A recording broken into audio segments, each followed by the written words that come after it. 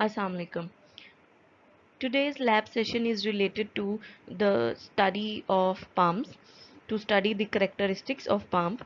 So basically हम ये देखेंगे कि इंडस्ट्री में, फूड इंडस्ट्री में different types of pump use हो रहे हैं. तो वो जो पंप यूज़ हो रहे हैं उनकी कैरेक्टरिस्टिक्स क्या हैं. हम डिफरेंट इस तरह के पंप के पैरामीटर स्टडी करेंगे एक्सपेरिमेंट के थ्रू, जिससे हमें ये पता चलेगा कि एक पंप जो है उसकी एफिशिएंसी क्या है. उस एफिशिएंसी को हम डिफरेंट पैरामीटर्स के साथ, फ्लो रेट के साथ कंपेयर कर सकते हैं, स्पीड के साथ कंपेयर कर सकते हैं, जिससे हमें ये पता चलेगा कि एक पंप जो है वो किस तरह से उसकी हम एफिशिएंसी या कैरेक्टरिस्टिक्स को चेक कर सकते हैं. यानी बेसिकली उसकी वर्किंग एबिलिटी को देखा जा सकता है. तो आज का सेशन हम स्टार्ट करते हैं. सबसे पहले कुछ रिलेटेड थ्योरी देख लेते हैं कि what is pump. Pump is basically a mechanical device using suction और प्रेशर टू रेज और मूव liquids, compressed gases और force air into inflatable objects such as tire.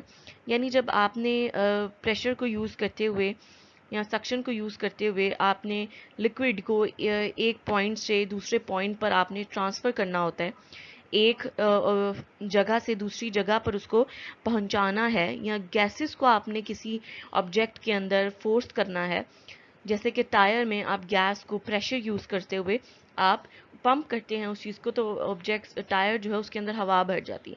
So basically जब आपने किसी लिक्विड को मूव करना हो, रेस करना हो, उसका लेवल बढ़ाना हो, या आपने किसी कंप्रेस गैस को या एयर को आपने फोर्स करना हो किसी ऑब्जेक्ट के अंदर, जिस तरह टायर के केस में हम हवा भरते हैं टायर में, तो आप एक पंप यूज़ करते हैं जो कि इस प्रोसेस को जो है वो आसान बना देता है. तो इसलिए ये एक मैकेनिकल डिवाइस है जो कि प्रेशर का डिफरेंट यूज़ करते हुए आपके पास जो रिक्वायर्ड लिक्विड या गैस है उसको रेस कर सकती है, उसको एक जगह से दूसरी जगह पहुंचा सकती है, उसको एनर्जी सप्लाई करके आपके पास लिक्विड को मूव कर सकती है. So basically purpose of pump यानी क्या हो सकता है. Pump is designed to transfer fluid from one point to another. यानी पंप को आप डिज़ाइन कर रहे हैं कि आप एक जगह से दूसरी जगह फ्लूइड को मूव कर सकें.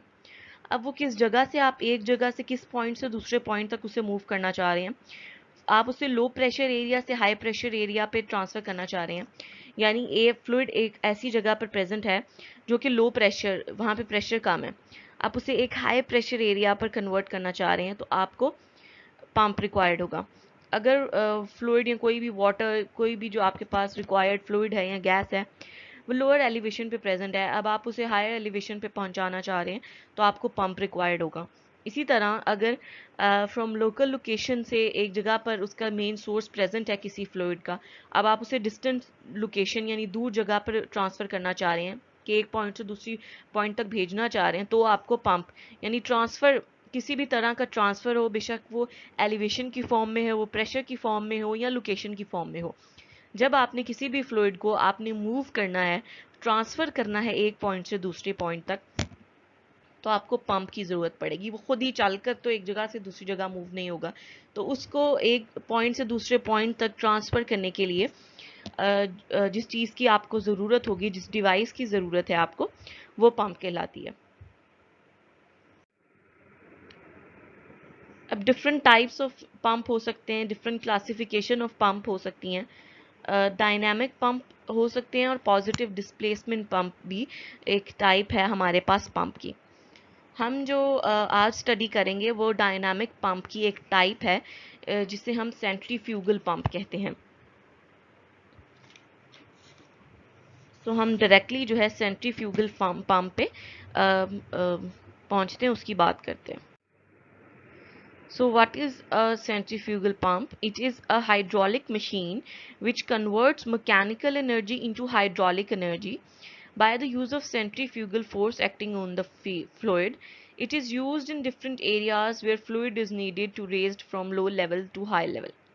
अब आप डायनामिक पंप जो कि जिसमें हम सेंट्रीफ्यूगल पंप को पढ़े हैं, तो सेंट्रीफ्यूगल पंप एक हाइड्रोलिक मशीन है, एक डिवाइस है जो आपके पास मैकेनिकल एनर्जी जो है, मोटर की जो मैकेनिकल एनर्जी है, पंप की जो मैकेनिकल एनर्जी है, उसको कन्वर्ट करती है हाइड्रोलिक एनर्जी में या उसे आप प्रेशर एनर्जी भी कह सकते हैं। प्रेशर एनर्जी क्योंकि वो प्रेशर का यूज़ करते हुए, एनर्जी का यूज़ करते हुए वो आपके पास पंप को जो है पंप की मदद से आपके पास फ्लूइड में एनर्जी इम्पार्ट करती है, उसको एनर्जी प्रोवाइड करती है और फिर इस एनर्जी को जो है हाइड्रोलिक एनर्जी में कन्वर्ट करती है और इस वजह से आप उसे हाइड्रोलिक मशीन कह सकते हैं। इट इज़ मतलब इसको आप डिफरेंट एरियाज़ में आप इसे यूज़ कर सकते हैं। किन एरियाज़ में यूज़ कर सकते हैं?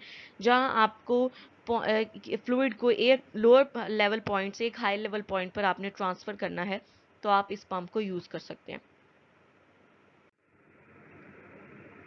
नेक्स्ट, अब आपके पास डिफरेंट पार्ट्स हैं, इंपॉर्टेंट पार्ट्स हैं सेंट्रीफ्यूगल पंप के।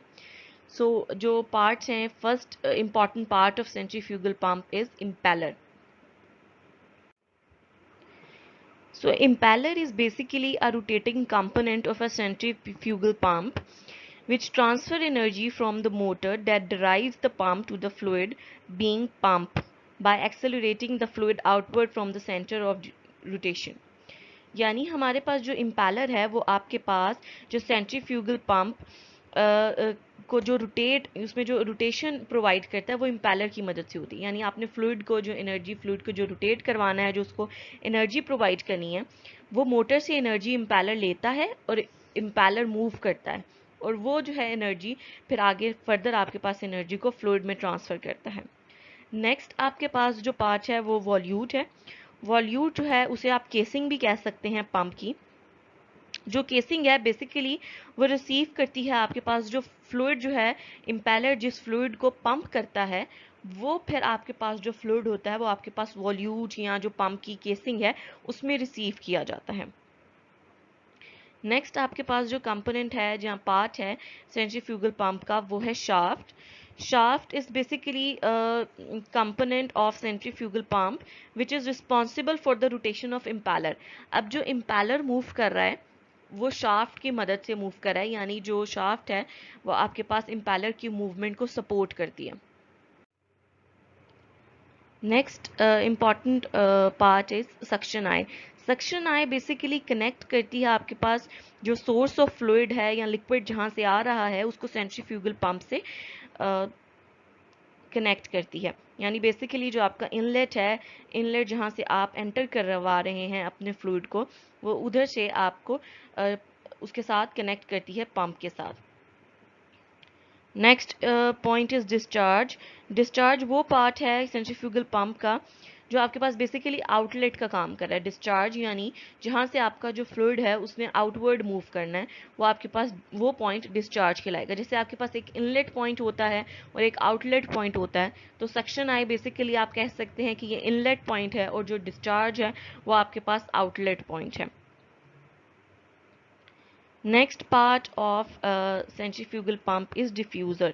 डिफ्यूज़र जो है बेसिकली वो रिंग होते हैं, मल्टीपल रिंग्स लगे हुए होते हैं जो कि इम्पैलर के अंदर प्लेस किए गए होते हैं और बेसिकली वो आपके पास स्पीड को कंट्रोल करने के लिए, एक्सेलरेटिंग, डी एक्सेलरेटिंग के लिए, पर्पजेस के लिए, तो आपका जो इम्पैलर है वो स्मूथली वर्क करे, तो ये डिफ्यूज़र जो हैं वो इम्पैलर में लगे हुए होते हैं, उसमें फिट हुए हुए होते हैं। ये जो पिक्चर है ये इन्हीं जो आपके पास पार्ट्स ऑफ सेंट्रीफ्यूगल पंप है उसे एक्सप्लेन कर रही हैं। जैसे अगर आप ये देखेंगे जो ब्लू एरिया जो कि एरो से दिखाया गया है, ये बेसिकली आपका इनलेट या जो सक्शन आई पॉइंट है, ये वो पॉइंट है। और ये जो आपका आउटलेट या जो डिस्चार्ज पॉइंट है, यहाँ से ये जो आपका पॉइंट है ये आपके पास आउटलेट पॉइंट है या डिस्चार्ज पॉइंट है। इसी तरह आपके पास वॉल्यूट है. वॉल्यूट आपके पास ये जो चैम्बर है जिसमें आपके पास इम्पेलर के बाद जो फ्लूइड आपका पंप होके पास करेगा वो इस वॉल्यूट में से करेगा। और ये जो बाहर आपको ब्लैक लाइन नज़र आ रही है बेसिकली वॉल्यूट की केसिंग को शो कर रही है, जिसके अंदर वो एरिया, जिसके अंदर जो वॉल्यूट को कवर किया गया है। सो ये जो पैसेज है जिसमें से फ्लूइड पंप होने के बाद पास कर रहा है, ये जो ब्लू एरिया है ये वॉल्यूट चैम्बर है और जो उसकी आउटर कवरिंग है वो उसकी केसिंग कहलाएगी। इसी तरह आपके पास ये जो सेकंड आपको ब्लैक लाइन नज़र आ रही है, ये आपके पास इम्पेलर है। इम्पेलर के अंदर जो है इम्पेलर वेन भी प्रोवाइड की गई हैं, ड्राइव शाफ्ट, शाफ्ट जो है फर्दर जो इम्पेलर के अंदर फिट की गई है, जो कि इम्पेलर की स्पीड को, उसकी जो वर्किंग को कंट्रोल कर रही है। और इसी तरह जो शाफ्ट की आउटर कवरिंग है वो आपके पास आई कहलाएगी। सो बेसिकली आपके पास शाफ्ट और जो आए हैं वो इम्पेलर की वर्किंग को सपोर्ट करने के लिए हैं, ताकि इम्पेलर जो है अपना वर्किंग जो है वो अच्छी तरीके से कर सकें। सो बेसिकली ये डिफरेंट ब्लेड्स लगे हुए हैं जो आपके पास, जिसके थ्रू मोटर से जो है वो एनर्जी आएगी, यानी जो प्राइमर आपके पास है जो कि एनर्जी प्रोवाइड कर रहा है, प्राइम मूवर जो है वो आपके पास मोटर लगी हुई होगी। मोटर से जो है वो एनर्जी जो है वो ये इम्पेलर जो है वो उसे इम्पेलर मूव करेगा, और इम्पेलर जो है उस फिर जो खुद मूव करेगा तो वो जो फ्लूइड उसमें से पास करेगा वो उस पर अपनी एनर्जी को पास ऑन कर देगा, और वो फिर जो फ्लूइड उसमें से इम्पेलर से मूव करके पास आउट होगा उसमें जो एनर्जी होगी वो काइनेटिक एनर्जी होगी, जो कि फर्दर फिर कन्वर्ट होगी और उसमें प्रेशर के साथ जो है वाटर आउटलेट्स के साथ आपके पास वो बाहर आपके पास डिफरेंट प्रेशर के साथ अचीव होगा।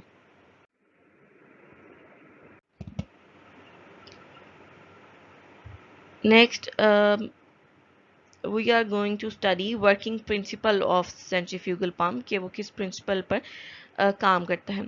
Centrifugal pump converts rotational kinetic energy to hydrodynamic energy. The rotational energy typically comes from electric motor और इंजन। यानी आपके पास जो, क्योंकि रोटेशनल काइनेटिक एनर्जी इसलिए क्योंकि आपके पास इम्पेलर मूव करती है, और इम्पेलर अपनी जो एनर्जी है वो पीछे किसी इलेक्ट्रिक मोटर या किसी इंजन से ले रही होगी। सो वो जो मोटर है इम्पेलर को जब मूव करवाती है और जब फ्लूइड उस इम्पेलर से पास करता है, तो वो जो एनर्जी जो कि इम्पेलर में है वो एनर्जी आपके पास चली जाती है फ्लूइड में, जो कि रोटेट करने की वजह से, इम्पेलर के साथ रोटेट करने की वजह से फ्लूइड में एनर्जी आती है।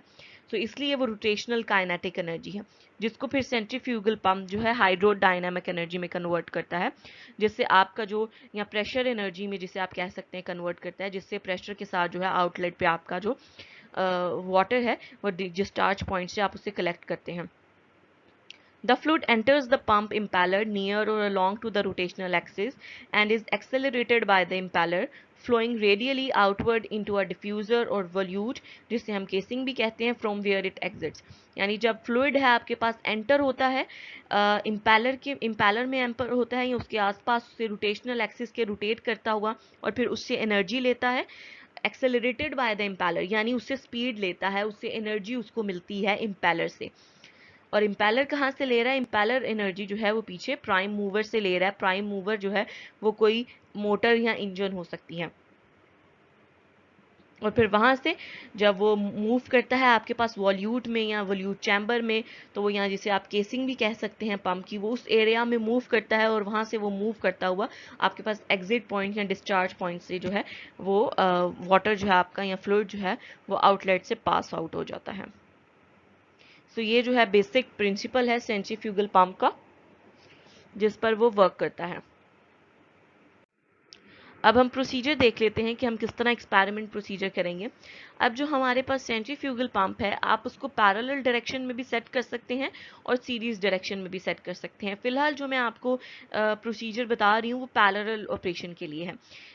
Set the pump demonstrator for parallel operation, यानी सबसे पहले आपने पंप को सेट करना है पैरेलल ऑपरेशन के लिए। और पैरेलल ऑपरेशन के लिए आप सेट करेंगे तो वो आप किस तरह करेंगे? तीन जो है वॉल्व हैं आपके पास, वॉल्व 1, वॉल्व 2 एंड वॉल्व 3, जिनकी मदद से आप जो पंप है उसको पैरेलल या सीरीज ऑपरेशन में सेट कर सकते हैं। सो अगर आपने पंप को पैरेलल ऑपरेशन में सेट करना है तो आप वॉल्व 2 को क्लोज करेंगे और बाकी दोनों वॉल्व यानी वॉल्व 1 और वॉल्व 3 को ओपन रखेंगे, तो आपका जो पंप है वो पैरेलल ऑपरेशन में सेट हो जाएगा। ये जब मैं आपको साथ वीडियो शो करूंगी तो आपको जो है ये क्लियर हो जाएगा कि कौन सा वॉल्व 1 है, कौन सा वॉल्व 2 है और किस तरह ये ओपन या क्लोज हो सकते हैं। उसके बाद आप अपना जो पंप 1 और पंप 2 है आप उनको ऑन कर देंगे। ऑन करने के बाद आप, क्योंकि जब आप ऑन करेंगे मोटर से वो एनर्जी लेंगे और आपको जो है स्क्रीन पे जो है डिफरेंट आरपीएम भी शो हो रहे होंगे, यानी जिस स्पीड के साथ जो पंप है वर्क कर रहा है वो रेवोल्यूशन पर मिनट में आपको उसकी स्पीड भी शो हो रही होगी। और आपको डिफरेंट प्रेशर गेजेस लगे हुए होंगे, उन प्रेशर गेजेस की मदद से आप P1 P2 एंड P3 का जो प्रेशर है वो नोट कर सकते हैं। और आप वॉल्यूम फ्लो यानी V भी जो है आप मेजर कर सकते हैं। उसके बाद जो लास्ट स्टेप है वो है कि reduce the volume flow a bit by gradually closing valve 5 and take the measurement according to point 4। कि उसके बाद अब आप क्या करेंगे, अब आपने एक दफ़ा वॉल्यूम फ्लो सेट किया है, अब आप उस फ्लो को चेंज करने के बाद आप दोबारा से भी क्या कर सकते हैं कि उसको थोड़ा सा वॉल्व को क्लोज करेंगे तो उसका वॉल्यूम फ्लो रेट जो है वो थोड़ा सा कम हो जाएगा। और उसके बाद आप दोबारा से फिर आप .4 जिसमें आपने P1 P2 और P3 आपने प्रेशर गेजेस की मदद से प्रेशर लेना है, आप उसको जो है वो नोट कर लेंगे।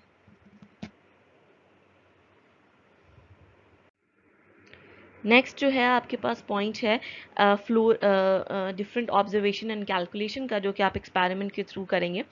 सो सबसे पहले जो है बेसिकली जो कॉलम है वो आपके पास सीरियल नंबर हैं, सेकंड कॉलम आपके पास फ्लो रेट है एलपीएम में, जो कि आपके पास इक्विपमेंट है, इक्विपमेंट में आपके पास डिफरेंट फ्लो रेट्स जो हैं, आपको एक मीटर लगा हुआ होगा जिससे आप एलपीएम में लीटर्स पर मिनट में आपका जो फ्लो रेट सेट हुआ होगा वो वहाँ से आप नोट डाउन कर लेंगे। इसके अलावा आपको 3 जो है प्रेशर गेजेस मौजूद होंगे जिसे आप P1 P2 एंड P3 कह सकते हैं। उनसे आप पढ़कर आप प्रेशर गेजेस भी तीनों के नोट कर सकते हैं। जो कंट्रोल पैनल है जिसमें स्विचेस वगैरह लगे हुए हैं, उन कंट्रोल पैनल से आपको जो पंप की स्पीड है वो रेवोल्यूशन पर मिनट में मौजूद होगी, जिसको बाद में आप मीटर पर सेकंड में भी चेंज कर सकते हैं। उसके अलावा जो आपके पास डिस्चार्ज है मीटर क्यूब पर सेकंड में, आप उसे कैलकुलेट कर सकते हैं। इसका जो कैलकुलेट करने का फॉर्मूला है वो नेक्स्ट स्लाइड में आपको आएगा, या फ्लो रेट की मदद से जो आप फ्लो रेट पढ़ेंगे, जो कि आप उसको देखेंगे तो जब मैं आपको वीडियो शेयर करूंगी तो उसमें आपको पता चलेगा कि फ्लो रेट जो है उसमें किस तरह से आप स्टडी करेंगे देखकर। तो फ्लो रेट को आप कन्वर्ट कर सकते हैं डिस्चार्ज में, और इसके अलावा आप फार्मूला से हेड कैलकुलेट कर सकते हैं। हेड का फार्मूला भी अभी नेक्स्ट स्लाइड में आएगा। इसी तरह जो पावर फ्लूइड है वो भी फार्मूला की मदद से आप कैलकुलेट करेंगे। और जो इलेक्ट्रिक पावर है, इलेक्ट्रिक पावर जो है वॉट में, आपको जिस तरह कंट्रोल पैनल पे आपको आरपीएम शो होंगे, इसी तरह आपको जो इलेक्ट्रिक पावर यानी जो पंप पावर आपकी सप्लाई यूज़ कर रहा है उसके वॉट, उसके वोल्टेजेस जो हैं वो आपको जो है स्क्रीन पर शो हो रहे होंगे ऑटोमेटिकली डिजिटल फॉर्म में, जिस तरह आपको आरपीएम शो हो रहे होंगे। और फिर आप पावर यानी पावर फ्लूइड और पावर इलेक्ट्रिक को यूज़ करते हुए फिर आप एफिशिएंसी का फार्मूला अप्लाई करेंगे और आप पंप की एफिशिएंसी या उसकी करेक्टरिस्टिक्स जो हैं उन्हें आप चेक कर सकते हैं, उसे आप सेट कर सकते हैं। यानी आपके पास एफिशिएंसी आप एक तो ये देखेंगे कि जो इलेक्ट्रिक पावर है वो आपके पास यानी जो आप इनपुट पावर सप्लाई कर रहे हैं वो है, और फ्लूइड पावर वो होगी जो आउटपुट में आपको पावर रिसीव हो रही है। सो इन दोनों का जब आप एफिशिएंसी निकालेंगे तो इसका क्या मतलब होगा, इसका मीनिंग ये है कि आपने जो इनपुट पावर थी और जो आपके पास आउटपुट में पावर आ रही है, तो ये बताएगी कि इनपुट पावर को ये जो सेंट्रीफ्यूगल पंप है ये कितने परसेंट एफिशिएंसी के साथ वो उसको आउटपुट पावर में फ्लूइड में ट्रांसफर करने में कामयाब हो गया। जो वो इलेक्ट्रिकल पावर में मोटर से जो वो एनर्जी ले रहा है, वो इतने वॉट पावर ले रहा है मोटर से, तो वो कितने अब परसेंट जो है वो उसको कन्वर्ट कर रहा है। तो जब आप एफिशिएंसी निकालेंगे वो जो परसेंटेज होगी वो आपको बताएगी कि उसने कितने परसेंट जो है फ्लूइड में अपनी एनर्जी जो इलेक्ट्रिक फॉर्म में थी उसको अब ट्रांसफर कर दिया है फ्लूइड में। ओके, सो बेसिकली ये डिफरेंट फार्मूला है। आपने ओवरऑल एफिशिएंसी अगर फाइंड करनी है तो वो आप पावर फ्लूइड जो है उसको डिवाइड करेंगे पावर इलेक्ट्रिक से, तो और मल्टीप्लाई कर देंगे 100 से, तो आपके पास ओवरऑल एफिशिएंसी आ जाएगी। पावर फ्लूइड अब आप कैसे कैलकुलेट करेंगे, क्योंकि पावर इलेक्ट्रिक जो है ये तो आपका इनपुट है, जो कि आपको जब आप ऑन करेंगे सिस्टम को तो आपको स्क्रीन पर शो हो जाएगी कि इलेक्ट्रिक पावर जो है या इनपुट जो पावर है वो आपके पास क्या है। सो पावर फ्लूइड आपको खुद फाइंड आउट करनी पड़ेगी, वो आप इस फॉर्मूला से फाइंड आउट कर सकते हैं, G multiply by Q multiply by head multiply by density of water. तो अगर आप जो हैं ये फॉर्मूला अप्लाई करेंगे तो आप फ्लूइड पावर भी कैलकुलेट कर सकते हैं। अब उसके लिए क्योंकि आपको G तो पता है 9.81 होता है, वो तो कांस्टेंट है। उसके लिए डेंसिटी ऑफ वाटर भी आपको पता है कि वो 1000 किलोग्राम पर मीटर क्यूब है। तो आपको क्यू एंड एच फाइंड करना होगा उससे पहले। सो क्यू आप किस तरह फाइंड आउट करेंगे, जो आप मीटर से फ्लो रेट को पढ़ेंगे जब आप सारा ऑपरेशन सेट कर देंगे, वो एलपीएम में लीटर्स पर मिनट में होगा। तो आप उसको इस फॉर्मूले की मदद से, यानी फ्लो इन एलपीएम जो होगा उसको डिवाइड कर देंगे 60,000 से, तो आपके पास जो डिस्चार्ज है वो मीटर क्यूब पर सेकंड में आपके पास अचीव हो जाएगा। इसी तरह आप पंप हेड निकाल सकते हैं। पंप हेड आप किस तरह निकालेंगे, जो आपके पास P2 प्रेशर है उसको माइनस करके P1 से, उसको divided by rho g plus v square यानी स्पीड का स्क्वायर लेंगे डिवाइडेड बाय 2g। तो इससे आप पंप हेड भी निकाल सकते हैं, और डेंसिटी आपको पता होती है कि वो वाटर की डेंसिटी इज 1000 किलोग्राम पर मीटर क्यूब। सो बेसिकली इन फार्मूलाज की मदद से जो आपकी अननोन टेबल में चीज़ें होंगी, वो आप इन फार्मूलाज की मदद से जो अननोन वैल्यूज हैं आप उन्हें कैलकुलेट कर सकते हैं। Okay, next part is about graph. यानी आप तमाम जब आपने कैलकुलेशन कर ली हैं, टेबल में सारी वैल्यूज़ आपने फिल आउट कर ली हैं, एफिशिएंसी भी कैलकुलेट कर ली है, तो अब आप कंपैरिजन के लिए आप कर्व्स ड्रॉ कर सकते हैं, कैरेक्टरिस्टिक्स फाइंड आउट करने के लिए, कि कंपैरिजन देखने के लिए। सो आप एफिशिएंसी वर्सेस फ्लो रेट का ग्राफ ड्रॉ कर सकते हैं, efficiency versus RPM and efficiency versus input power का भी ग्राफ ड्रॉ कर सकते हैं।